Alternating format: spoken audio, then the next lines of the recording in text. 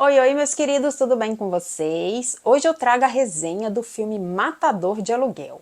Vamos lá?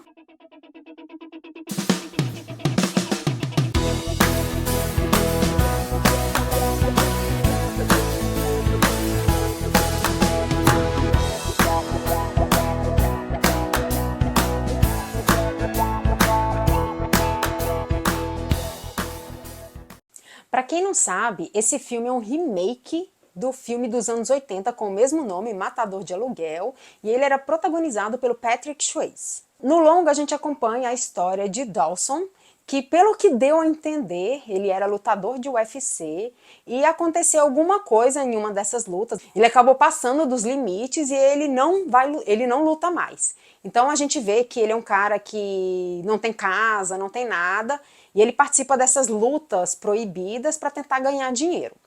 E aí um dia aparece uma oportunidade dele trabalhar num bar na Flórida, sendo segurança.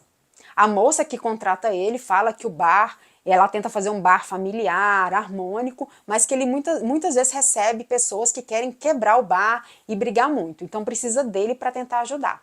Só que ele não sabe que por trás disso tem muita história. O que dá a entender que um traficante que está lá, que é um dos maiores donos dessa cidade que ele quer construir um resort e essa taberna, que é esse bar, está no meio da construção dele. E então ele quer destruir de qualquer jeito essa taberna, então ele manda uns arruaceiros para lá para tentar quebrar o bar, para tentar fazer bagunça para ver se a dona vende.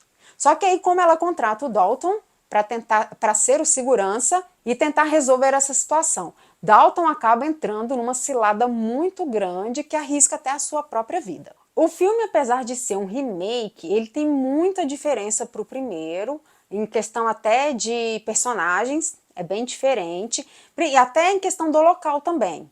No original, do Patrick Swayze, ele era um segurança de bar em Nova York que, ao se defender, mata uma pessoa até ao arrancar suas traqueias. Atormentado pelo acontecimento, ele vai embora aceitando um trabalho em um bar no interior de Missouri, que está sofrendo com ameaças de bandidos locais. Aqui, no caso, o Jake Gyllenhaal, que é o Dalton, ele era lutador de UFC e ele acaba machucando, passando dos limites nessa luta, mas não é explicado por quê e o que aconteceu com o adversário, e ele acaba aceitando trabalhar nessa taberna na Flórida.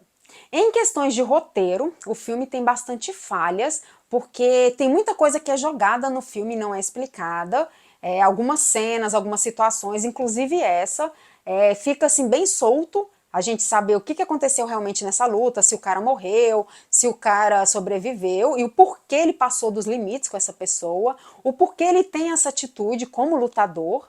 E ele acaba chegando nessa cidade pequena e faz amizade com uma menininha que é dona de uma livraria e o seu pai.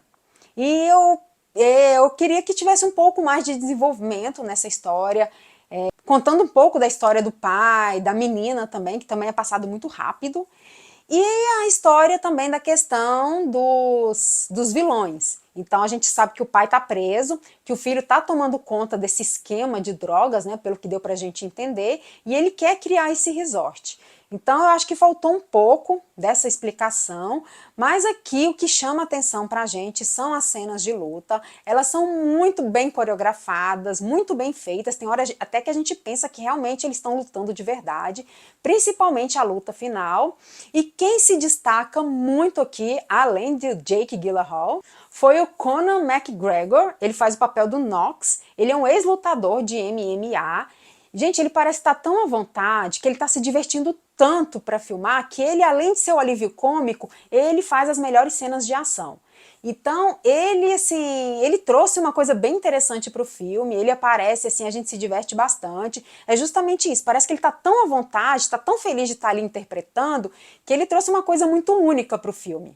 E as cenas entre o Jake Gyllenhaal e ele são muito boas. E também aqui em uma das cenas de luta que passam aqui, temos a participação do Post Malone também. E justamente por essa falta de informação, a gente não entende o porquê do status do Dalton.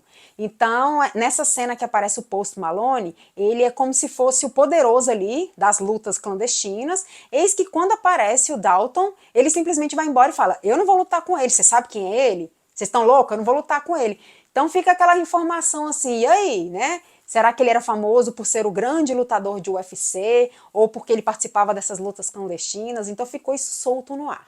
Mas é aquele filme que, apesar de ter clichês, apesar de ter um roteiro ruim, ele é um filme que vai entreter bastante, principalmente pelas suas cenas de luta, que são muito boas, e uma trilha sonora também que ajuda bastante. E de acordo com o Termômetro Nerd, a minha nota é 7.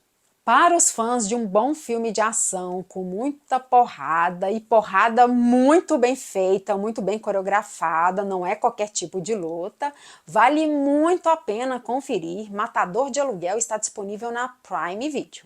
E se você gostou desse vídeo, não esqueça de seguir o nosso canal, curtir, comentar, compartilhar. Se você assistiu o primeiro filme, Matador de Aluguel, vai assistir esse filme ou já assistiu, comentem aqui embaixo. E até a próxima!